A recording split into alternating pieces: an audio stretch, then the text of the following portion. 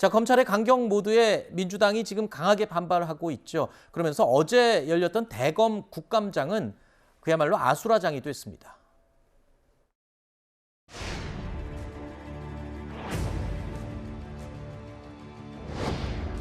대검찰청에 대한 2022년도 국정감사를 실시할 것을 선언합니다.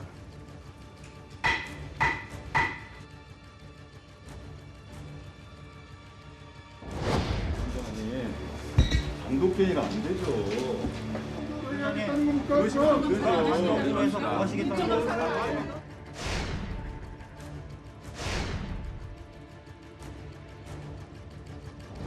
민주당 의원님들, 야당 탄압과 보복 수사에 대해서 검찰총장을 상대로 철저하게 따져주시기 바랍니다. 이원석 검찰총장님을 효율적으로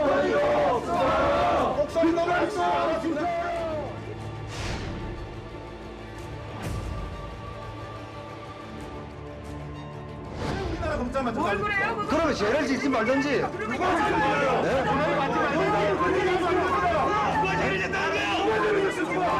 아, 죄를 지었다고 하니까.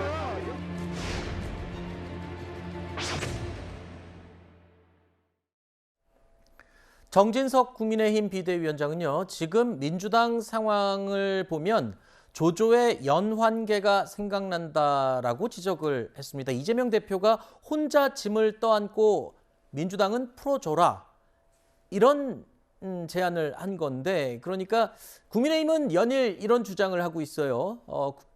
개인 비리 때문에 민주당 전체에 위험을 끼치지 말아라, 당당하게 검찰 수사 받아라, 이게 지금 국민의힘에 반복되는 주장이잖아요. 그렇죠. 지금 전 민주당 내부에서 이제 전재수 의원이 사실 며칠 전에 그 주식 문제로 정말 실망스럽다라는 이재명 대표를 향한 얘기를 시작을 했잖아요. 네.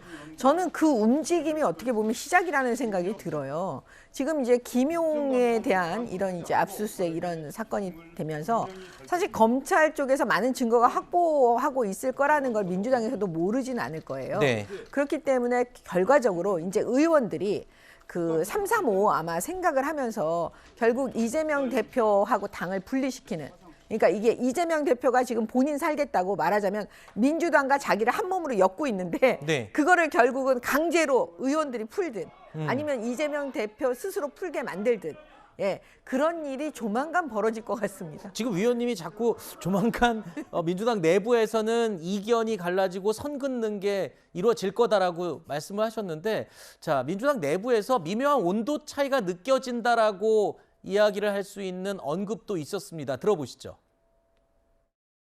저는 이재명 대표를 직접 만나가지고 이런저런 문제가 나올 가능성이 있다. 그러니까 그건 우리가 당에서 맡아서 막을 테니까 대표로 나오지 마라. 그런 주문을 제가 했었죠. 이런 사태를 저는 예견하고 있었습니다. 검찰이 그냥 두지를 않을 거라고 봤던 거죠. 당 전체를 공격할 거라고 본 거죠. 한가한 소리입니다. 네, 서른 의원의 발언은 서른 의원님처럼 그런 한가한 생각과 발언을 지금 이 시점에 자신의 과거 발언을 연관시켜서 다시 주장을 하는 것은 지금 상황의 본질이나 그 강도에 어긋난 거기 때문에 민주당 국회의원과 같은 발언이 아니에요, 그거는. 이 사법 리스크는 미리 예견이 많이 돼 왔었습니다. 그래서 당 대표가 됐을 경우에 부담이 크다는 언급이 있었는데, 그 점을 지금 서른 의원이 지적을 한 거예요. 그렇죠? 네.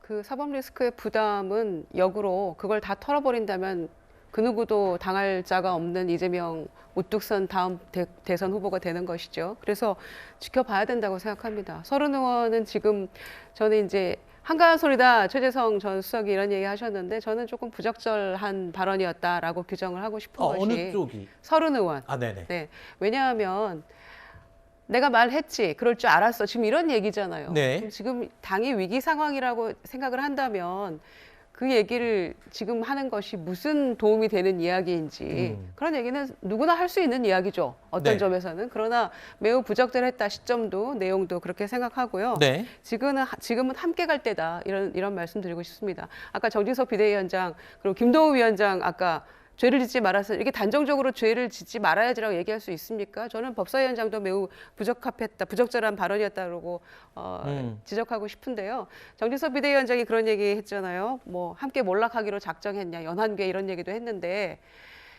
정진석 비대위원장을 위시한 국민의힘이야말로 함께 몰락하기로 작정한 거 아닙니까? 김문수 위원장 발언 감싸고 돌고 황교안 전 대표 지금 대표 선거 또 나온다고 얘기하고 있고 윤석열 대통령도 김문수 위원장의 발언 보면서 훌륭한 분이라고 얘기하고 이런 모든 것들이 지금 도로 자유한국당 돼가고 있는 자신들을 바라봐야 할 시점이다. 저는 그렇게 말씀드리고 싶습니다. 알겠습니다. 자, 그렇다면 국민들은 지금 이런 여당과 야당의 입장을 어떻게 생각하고 있을까요? 이런 상황을 어떻게 또 보고 있을까요? 오늘 나온 한국갤럽의 정당 지지도 여론조사 결과를 살펴보겠습니다. 자, 그래프 보이시죠? 빨간색이 국민의힘이고요. 파란색이 더불어민주당입니다. 자, 국민의힘은 전주 대비 1%포인트 올랐고요. 민주당이 5%포인트가 하락했습니다. 해당 여론조사의 실시 시기가 중요한데요. 이 대표 측근인 김용 부원장에 대한 검찰의 수사가 본격화한 시기와 맞물립니다. 자, 이렇게 되면은 이 검찰 수사와 관련해서 국민들이 어떻게 생각하는 것으로 해석할 수 있을까요? 결과적으로는 이제 그 이재명 대표의 사법 리스크가 이제 현실화되고 있다라는 거를 네. 그 국민들께서도 이제 인지하고 계시는 것 같고요. 네. 지금 민주당 내를 말씀드리면 서른 의원은 대표적으로 이낙연 후보를 대선 때 지지했던 분이세요.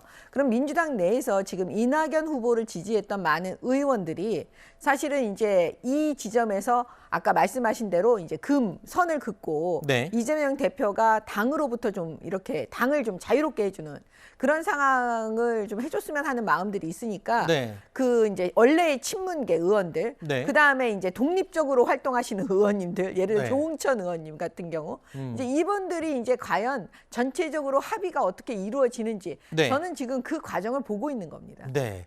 저 그래프 아까 다시 한 번만 볼 수 있을까요? 정당 지지도 여론조사.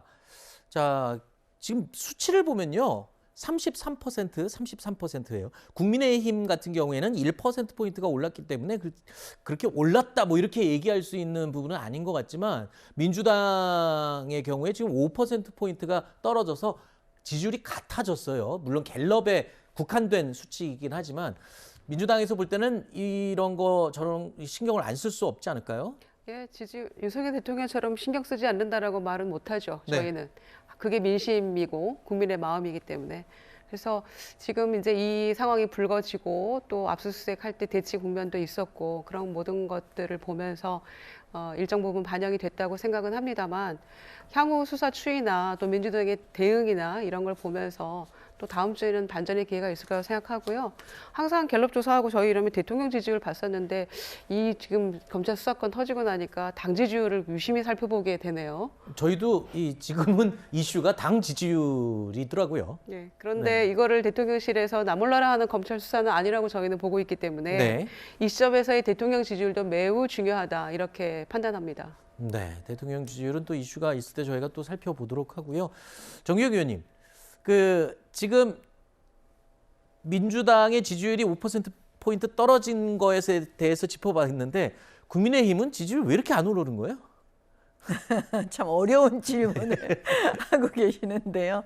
저희도 이 내분으로 인해서 네. 그 후유증이 계속 가고 있는 게 아닌가. 아니 원래 예. 민주당 지지율이 떨어지거나 상대당 지지율이 떨어지면 반사 효과라 그래갖고 좀 이렇게 튀어 오르기도 하는데 뭐 거의 지금 오르지 않고 있는 이번 같은 이 사법 리스크 같은 경우에는 국민의힘에서 어떻게 보면 국민의힘 입장에서 보면 좀 이 혹이 아닙니까?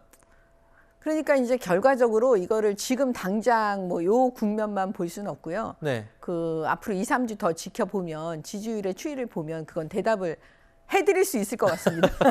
그 답은 제가 아까 말씀드렸잖아요. 도로 자유한국당 돼가고 있기 때문에 올라가기가 참 어려울 것이다. 네. 네. 서로들 상대당 걱정을 많이들 해주시네요. 알겠습니다. 자, 두 분과 이야기는 오늘 여기서 마무리하도록 하고요. 다음 코너로 이어가겠습니다. 오늘 나와주셔서 고맙습니다. 네.